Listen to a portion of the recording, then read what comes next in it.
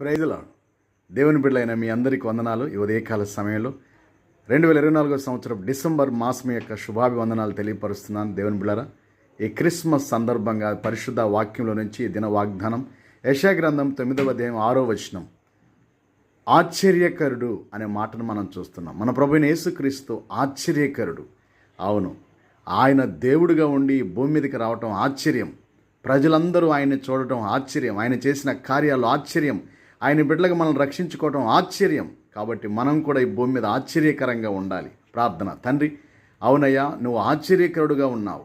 మేము కూడా ఆశ్చర్యవంతమైన జీవితం జీవించడానికి, అబ్బురుపరిచే జీవితాన్ని జీవించడానికి, అనేకులకు ఒక వింతగా మేము కొనసాగునట్లుగా సహాయం చేసి దీవించమని, దేశ విదేశాల్లో చూస్తున్న నీ కుమారులు కుటుంబాల్లో ఆశ్చర్యకార్యాలు చేసి దీవించమని యేసు నామములో వేడుకుంటున్నాం తండ్రి. ఆమెన్. దేవుని కృపాక్షేమము, ఆయన ఆశ్చర్యకార్యాలు మన పట్ల జరుగునుగాక. ఆమెన్.